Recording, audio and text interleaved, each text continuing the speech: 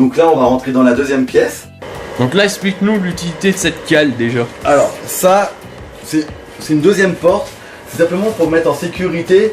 Lorsque j'ouvre cette porte pour rentrer dans celle-ci, je peux voir à l'intérieur si derrière il n'y a pas un croco ou un lézard venimeux qui traîne. Ça me permet de le pousser. D'accord. Ça, c'est pour la sécurité. Je ne suis pas en contact avec mon animal. Je n'ai pas de danger. Là, on va se retrouver donc devant des terrariums un petit peu grands, ça fait des petites chambres. Des terrariums géants. Des terrariums géants. Où on va retrouver du caïman nain de Cuvier, du Paleosuchus papebrosus, que vous verrez en vidéo. Eh oh, tu m'entends? J'ai ton attention? Oui, c'est à toi que je parle, toi qui regardes cette vidéo.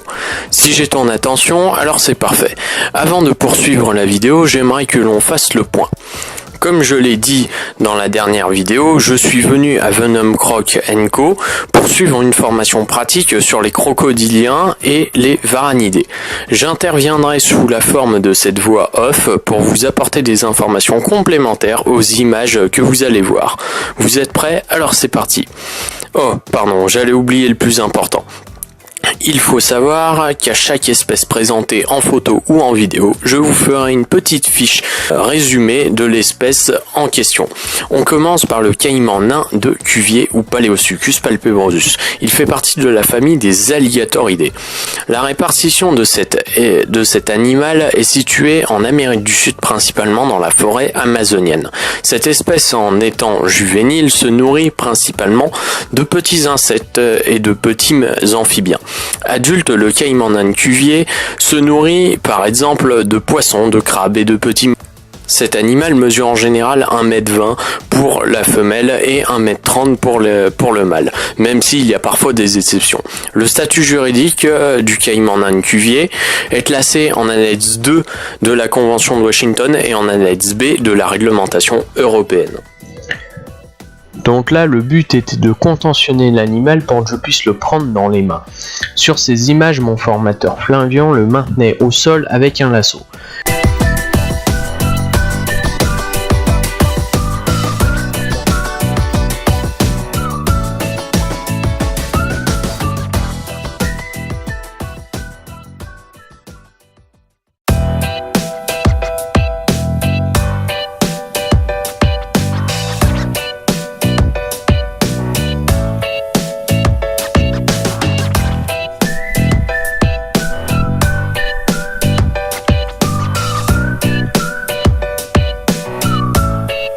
Une fois la gueule du caïman fermée, une autre personne doit venir passer du scotch autour de la mâchoire du caïman. Une fois les mâchoires verrouillées avec le scotch, j'ai pu le porter comme montre cette photo. Puis j'ai reposé le caïman à terre, nous lui avons enlevé le scotch du museau et j'ai pu le porter avec la gueule ouverte comme le montre cette image. Donc vas-y, explique-nous le système de chauffage qu'il y a à l'intérieur de ces terrariums, tout ça. Alors, sur les deux terrariums que vous avez là, des caïmans crocodilus et des Paleosuchus papebrosus, le système de chauffage est fait par des radiateurs radiants qui sont au plafond, des systèmes d'ampoules chauffantes, du VA-UVB, elles sont chauffantes, avec des ampoules de 150 watts, 160 watts et des 80 watts. Ouais. L'éclairage après se fait par des néons. Et j'ai des LED au fond du bassin pour les caïmans crocodilus pour avoir un peu plus d'éclairage. D'accord, ok. Qu'est-ce que tu peux... Après, le bassin des caïmans crocodilus est chauffé. On va dire c'est un gros thermoplongeur sauf l'extérieur où j'ai l'eau qui passe dedans et qui est chauffée à 30 degrés. Ok. Donc est-ce que tu pourrais nous présenter du coup le Alors, je vais vous présenter Louis Vuitton. Hein? On continue avec le caïman à lunettes ou caïman crocodilus. Ce caïman est réparti en Amérique du Sud et en Amérique centrale. Il fait partie de la famille des alligatoridés. Les plus grands mâles atteignent à peine 3 mètres alors que les femelles ne font à peine que la moitié de cette taille. Ils se nourrissent principalement de poissons, d'amphibiens et de petits reptiles et de petits mammifères. Le caïman à lunettes est classé en annexe 2 de la Convention de Washington et en annexe B de la réglementation européenne. Ouais. Là on rentre à l'intérieur. On rentre à l'intérieur, ils sont gentils, ils ne bougent pas. Donc là vous avez Louis, tel que vous avez Vuitton. Donc le mâle, Caïman crocodilus qui fait 1m80 et sa femelle qui fait 1m30. D'accord. Il manque un petit morceau de queue. Donc le bassin il est fait en béton hydrofuge, plus une résine dessus. D'accord. Ok. Cloisonné, leur plage, avec un terrier en dessous où ils s'y mettent régulièrement, qui fait aussi nuit de ponte. Donc ici on va retrouver du Varanus dumerili. Le varan de Duméryl ou Varanus dumerili fait partie de la famille des Varanidés. Il est originaire de Malaisie, il se nourrit d'insectes, de poissons, de petits rongeurs et même de crustacés. Le varan de Duméryl mesure entre 1 m et 1 m 30. Il est classé en annexe 2 de la Convention de Washington et en annexe B de la réglementation européenne. De l'Eloderma suspectum sanctum, donc du lézard venimeux. Le monstre de Gila, ou Eloderma suspectum sanctum, fait partie de la famille des Elodermatidae. Il est originaire du sud des États-Unis et du Mexique. Le monstre de Gila se nourrit principalement de rongeurs, mais aussi d'œufs de caille. Cet animal mesure entre 50 et 60 cm. Il est également classé en annexe 2 de la Convention de Washington et en annexe B de la réglementation européenne.